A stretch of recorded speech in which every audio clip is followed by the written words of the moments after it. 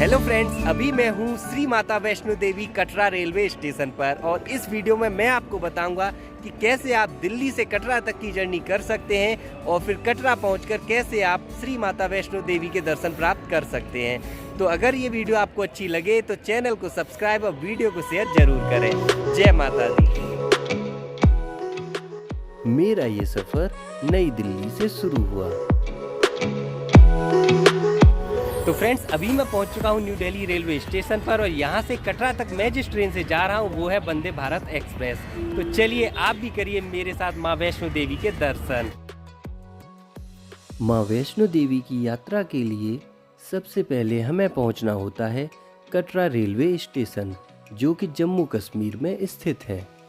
यदि आप दिल्ली से कटरा जाना चाहते हैं तो आप चाहें तो बस या फिर ट्रेन किसी भी साधन का उपयोग कर सकते हैं।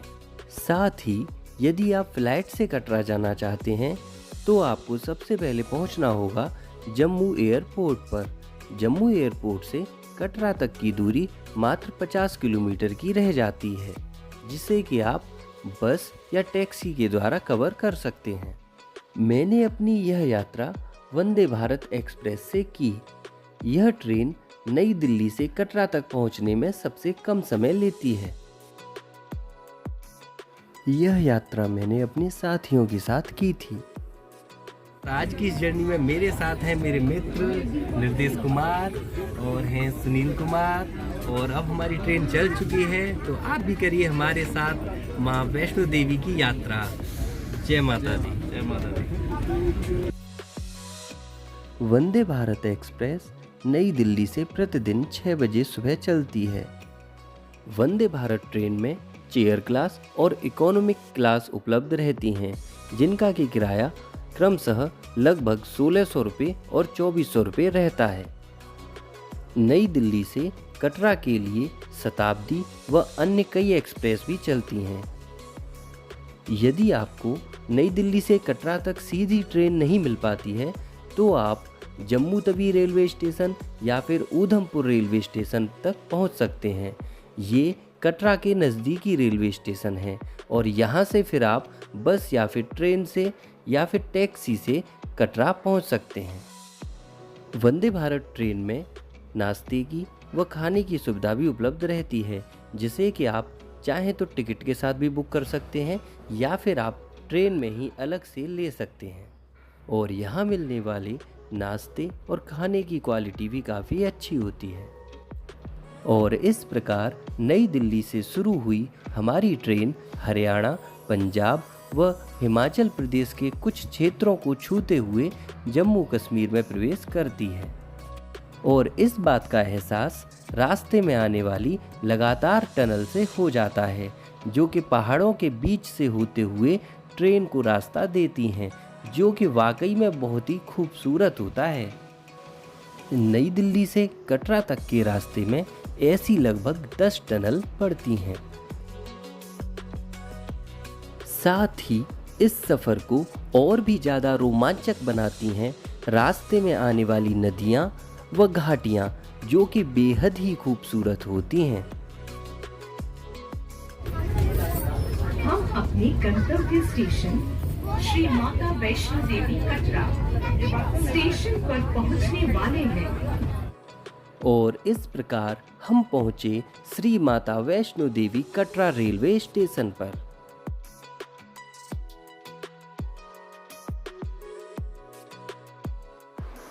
और प्लेटफॉर्म पर उतरने के बाद सीढ़ियों से होते हुए हम पहुंचे कटरा के मुख्य रेलवे स्टेशन पर।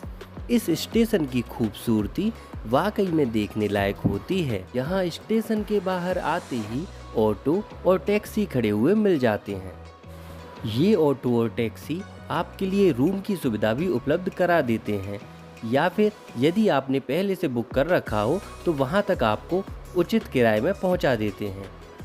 यहाँ पहुँचकर हमने सबसे पहले एक होटल में रूम बुक किया, जिसका कि चार्ज 1200 रुपये था। टैक्सी वाले के थ्रू रूम बुक करने से यह लाभ होता है कि टैक्सी स्टेशन से रूम तक, रूम से बाणगंगा, जहाँ से कि हम अपनी यात्रा शुरू करते हैं, और लौटते समय बाणगंगा से रूम तक और फिर रूम से स्टेशन तक छोड़ती है। हमने अपना रूम जिस होटल में लिया था उस होटल का नाम ओम होटल था और होटल की सुंदरता वाकई में देखने लायक थी। यहाँ की साफ सफाई, यहाँ दीवारों पर पेंटिंग्स और रूम ने वाकई में मन को खुश कर दिया। हम अपने रूम पर लगभग 3 बजे पहुँचे थे और इसके बाद लगभग 4 घंटे का रेस्ट करने के बाद हम अपनी यात्रा के लिए निकल पड़े। तो फ्रेंड्स, अभी शाम के 7 बज रहे हैं और अब हम अपनी यात्रा की शुरुआत कर रहे हैं कटरा से। अब आगे जाके हम पहले यात्रा पर्ची लेंगे और फिर वहाँ से हमारी जर्नी शुरू होगी। तो चलिए आप भी करिए हमारे साथ ये जर्नी। जय माता दी। जय माता दी।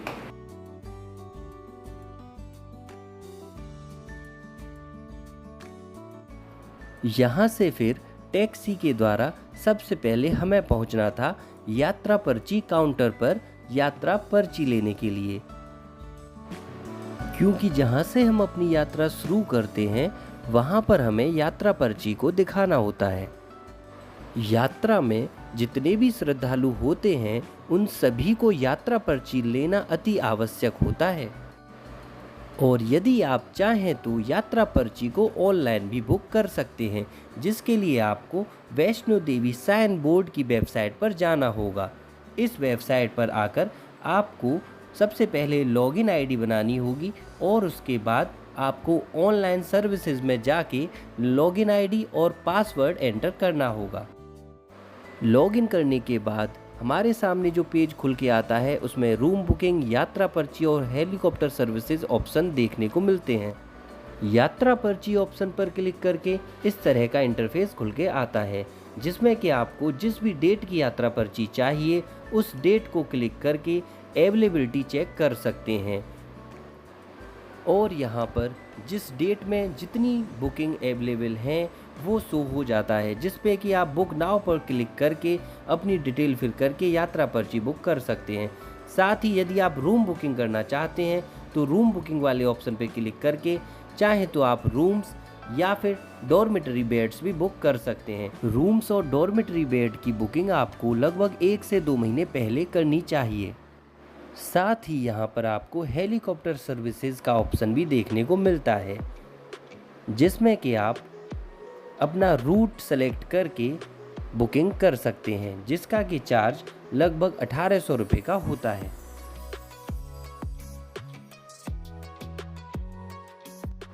क्योंकि हमने अपनी यात्रा पर्ची की ऑनलाइन बुकिंग नहीं की थी, जिस कारण हमने ऑफलाइन लाइन में लग के अपनी यात्रा पर्ची ली, जो कि बिल्कुल मुफ्त रहती है। और यात्रा पर्ची लेने के बाद क्योंकि हमें अपनी यात्रा शुरू करनी थी तो हमने पहले खाना खाया।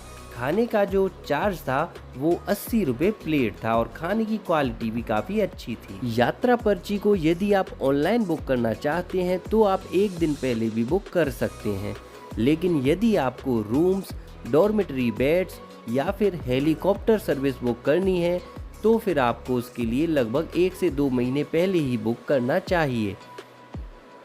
आपको रूम्स और डॉर्मेटरी बेड्स की सुविधा कटरा पर, साथ ही अर्धकुमारी पर व भवन पर अवेलेबल रहती है और ये अवेलेबिलिटी आप ऑनलाइन ही चेक कर सकते हैं।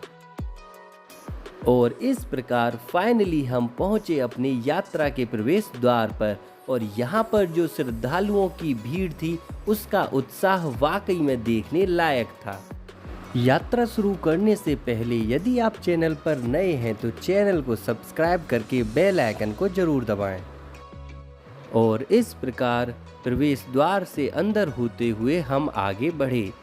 यहाँ पर हमें यात्रा पर्ची भी दिखानी होती है व साथ ही साथ अपना बैग भी चेक कराना होता है और यहाँ से ही हमने अपनी यात्रा शुरू की। यहाँ यात्रा मार्ग में कई सारी ऐसी दुकानें देखने को मिलती हैं जिनमें कि आप माँ वैष्णो देवी की आर्टिफिशियल मूर्ति के साथ फ़ोटो खिंचा सकते हैं। साथ ही साथ यहाँ पर आपको कई सारी ड्राई फ्रूट्स की दुकानें भी देखने को मिल जाएंगी। साथ ही प्रसाद की व अन्य वस्तुओं की दुकानें भी आपको सुंदर सुंदर सजी हुई दिखाई देंगी। और इस प्रकार लगभग 3 से 4 किलोमीटर की यात्रा के बाद हम पहुँचे चरण पादुका मंदिर पर। तो दोस्तों अभी हम आ चुके हैं चरण पादुका मंदिर पर और यहाँ पे पहले हम दर्शन करेंगे और फिर अपनी यात्रा जारी रखेंगे। तो करिए हमारे साथ यात्रा।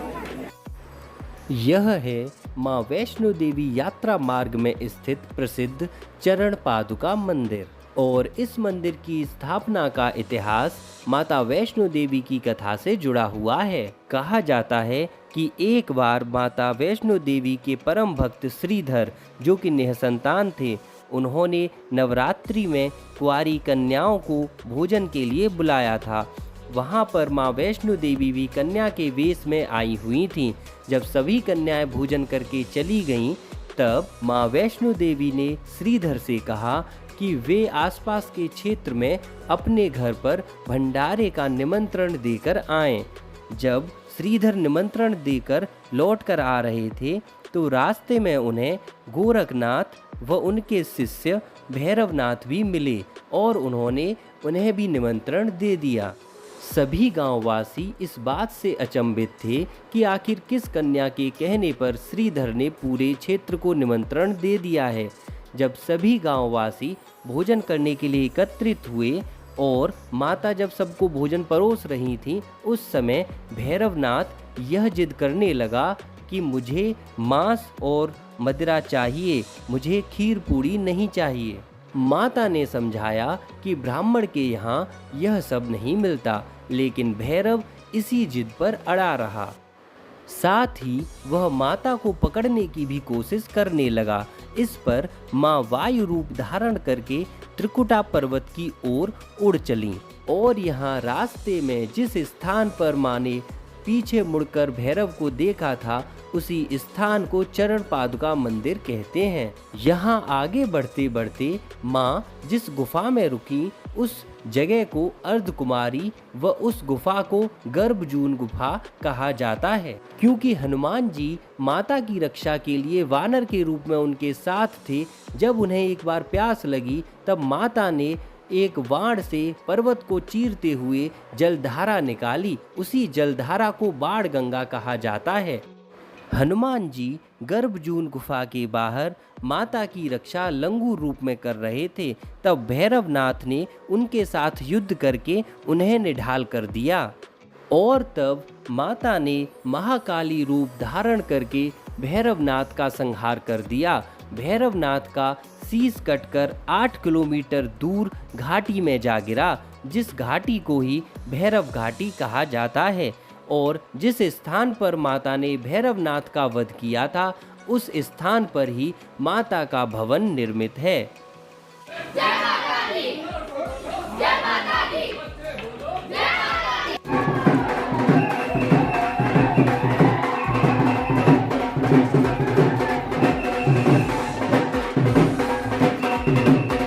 और इस प्रकार माता के जयकारे और ढोल नगाड़ों की धुन के साथ हम पहुँचे अर्धकुंवारी मंदिर पर।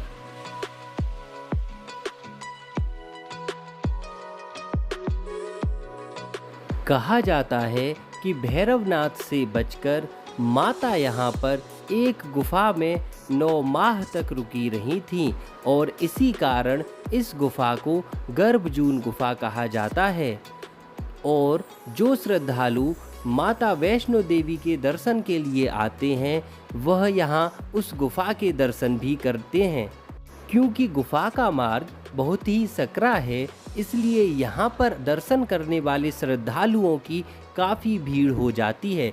इस कारण यहाँ पर आपको पहले अपना नंबर लगवाना होता है और उस नंबर को आने में 2 या फिर 3 दिन का समय भी लग जाता है, जिस कारण श्रद्धालु यहाँ से अपने नंबर की पर्ची लेकर पहले माता के दर्शन के लिए चले जाते हैं और लौटते समय नंबर आने पर गर्भजून गुफा के दर्शन प्राप्त कर लेते हैं। यहाँ से भवन के लिए 2 मार्ग हैं, एक है हिमकोटी मार्ग और एक है सांझी छत मार्ग। हिमकोटी मार्ग से पैदल यात्री व इलेक्ट्रॉनिक कारें जाती हैं, वहीं सांझी छत मार्ग से पैदल यात्री व घोड़े जाते हैं। हिमकोटी मार्ग 1 किलोमीटर अधिक लंबा है, लेकिन पैदल यात्रियों के लिए वह ज़्यादा आसान है। यहाँ अर्धकुमारी पर शैलपुत्री भवन भी स्थित है, जिसमें कि आप ऑनलाइन रूम या फिर डॉर्मेट्री बेड्स की बुकिंग कर सकते हैं। तो अभी रात के 12 बज चुके हैं और अर्धकुमारी से मैंने नंबर लगवा दिया है वहाँ पर, और हमारा जो ग्रुप नंबर है 218 है। और यहाँ पर थोड़ा सा लगभग 1 किलोमीटर की चढ़ाई और हमने की है, लेकिन अब थोड़ा सा यहाँ मौसम ठंडा होने लगा है तो जैकेट डाल ली है मैंने। और आप भी अगर आ रहे हैं इस समय तो यहाँ पर थोड़ा सा ठंड को लेके ये चीज़ का ध्यान रखने की ज़रूरत है। सही बात है, बिल्कुल सही बात है। एक हल्का गरम अपना ट्रैक सूट वगैरह या कोई गरम टी शर्ट वगैरह वो साथ में रखना जरूरी रहेगा। अर्धकुमारी से हमने अपनी यात्रा सांझी छत मार्ग से की। अर्धकुमारी से माता के भवन की दूरी लगभग 6 किलोमीटर की रह जाती है। क्योंकि मार्ग पर सर्द हवाएं चलने लगी थीं, इसलिए हमने एक दुकान पर रुक के चाय की गर्म चुस्कियां लीं।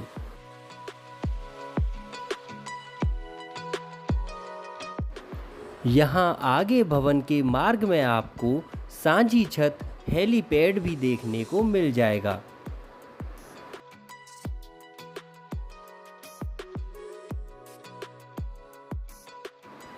कभी कभी जब श्रद्धालुओं की ज़्यादा भीड़ होती है, तब माता के भवन में दर्शन करने के लिए भी आपको अपने ग्रुप की पर्ची लेनी होती है।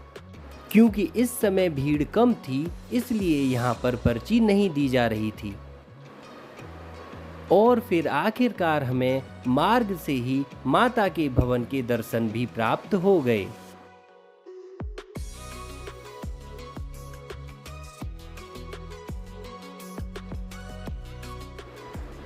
और यहाँ भवन के मार्ग में ही आपको भैरव मंदिर जाने के लिए भी रास्ता मिल जाएगा। भैरव मंदिर जाने के लिए आपको और भी कई मार्ग देखने को मिल जाते हैं। यह है पालकी और पोनी यानी कि हॉर्स का रेट चार्ट।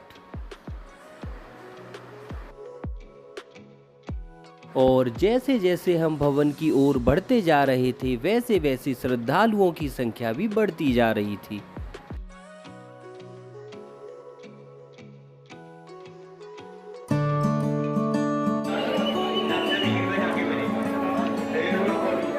यहाँ भवन पर और भवन के नज़दीक टॉयलेट्स व बाथरूम की फैसिलिटीज़ अवेलेबल रहती हैं।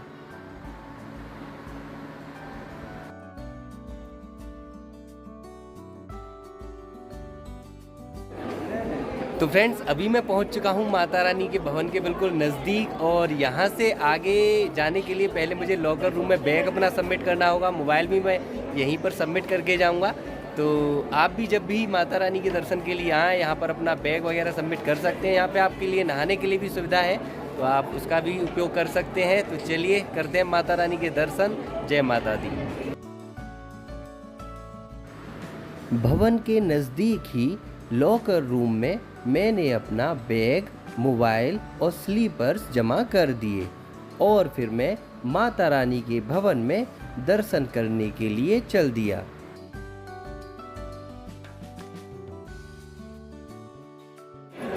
तो फ्रेंड्स, हम माता रानी के दर्शन करके आ चुके हैं और काफ़ी अच्छे समय में हमने दर्शन किए। सुबह 4 बजे हमें माता रानी के दर्शन प्राप्त हो गए हैं और हमारी जो जर्नी थी काफ़ी अच्छी रही है।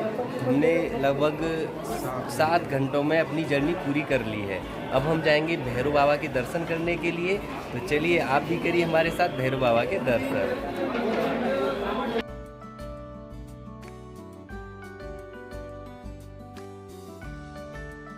माता के भवन से भैरव बाबा के मंदिर की दूरी लगभग 2 किलोमीटर है। अक्सर माता के दर्शन के बाद सभी श्रद्धालु भैरव बाबा के दर्शन के लिए जाते हैं, क्योंकि जब माता ने भैरव का संहार किया था, उस समय भैरव को अपनी गलती का एहसास हुआ था और तब माता ने कहा था कि जो श्रद्धालु मेरे दर्शन के लिए आएंगे, उनके दर्शन तभी पूरे माने जाएंगे जब वो तुम्हारे दर्शन करेंगे। माता के भवन से भैरव घाटी के लिए रोप वे की सुविधा भी उपलब्ध रहती है, जिसका कि चार्ज लगभग 100 से 200 रुपये का रहता है और यह सुविधा अक्सर कर दिन के समय ही उपलब्ध कराई जाती है। और इस प्रकार हम पहुँचे भैरव बाबा के मंदिर तक और फिर यहाँ बाबा भैरव के हमने दर्शन प्राप्त किए।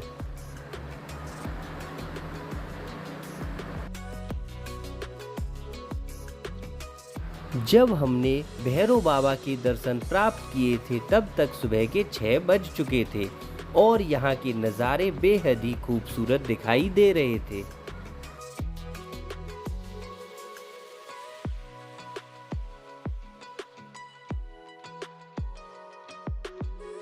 भैरव बाबा के मंदिर के नज़दीक इस पॉइंट पर अक्सर कर श्रद्धालु फोटोग्राफी करते हुए नजर आ जाएंगे।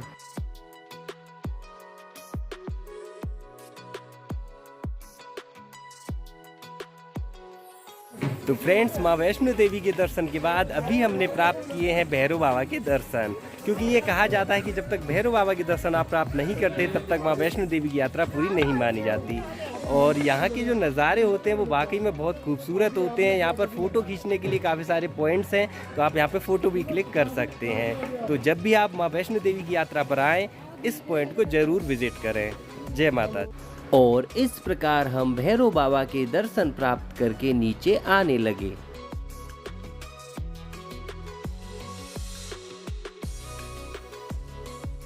नीचे लौटते समय जो नज़ारे देखने को मिले वे बेहद ही खूबसूरत थे। सर्दियों के समय में अक्सर यहाँ पर बर्फ भी दिखाई देती है। यहाँ से हमें एक हेलीपैड भी नजर आ गया।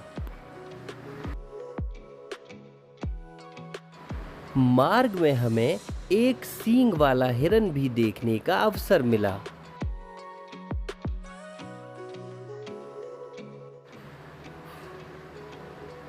और फिर धीरे धीरे हम अर्धकुंवारी के लिए चल दिए।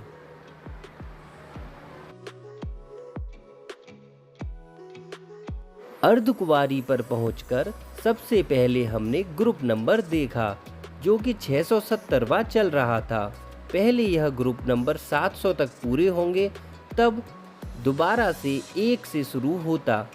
हमारा नंबर 218 था, जो कि आने में लगभग 1 से 2 दिन का समय और लग जाता, जिस कारण हम दर्शन प्राप्त नहीं कर पाए। क्योंकि यहाँ पर नंबर आने में काफ़ी समय लगता है, तो आप इसके लिए एक ट्रिक का भी यूज कर सकते हैं। जैसे कि कोई यात्री अगर यहाँ पर दर्शन का इंतज़ार कर रहा हो और उसे वापस जल्दी जाना हो, तो आप माता रानी के भवन की ओर जाते समय उससे पर्ची मांग सकते हैं और लौटते समय हो सकता है आपका उस पर्ची से नंबर जल्दी आ जाए। अर्धकुंवारी पर खाने की सुविधा भी काफ़ी उचित रेट पर उपलब्ध कराई जाती है। और फिर हम यहाँ से आगे कटरा की ओर चल दिए। मार्ग में हमें बाण गंगा देखने का भी अवसर मिला। यहाँ पर लोग ज़्यादातर स्नान करके अपनी यात्रा शुरू करते हैं। कहा जाता है कि यहाँ स्नान करने से सारी थकान दूर हो जाती है।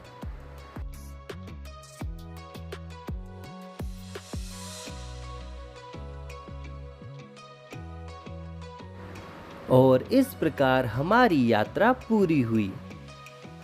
यदि आप अपनी यात्रा दिल्ली से ट्रेन द्वारा करते हैं तो ट्रांसपोर्ट में मिनिमम लगभग 800 रुपये का खर्चा, वहीं मैक्सिमम लगभग 2800 रुपये का आएगा। रूम्स में यदि आप डॉर्मेट्री लेते हैं तो लगभग 300 से 400 रुपये मिनिमम, वहीं यदि आप रूम लेते हैं एक दिन के लिए तो लगभग 1200 रुपये, वहीं खाने के लिए लगभग 300 से 500 रुपये का खर्चा आएगा। इस प्रकार मिनिमम लगभग 1500 रुपये, वहीं मैक्सिमम लगभग 4500 रुपये का कुल खर्चा आएगा।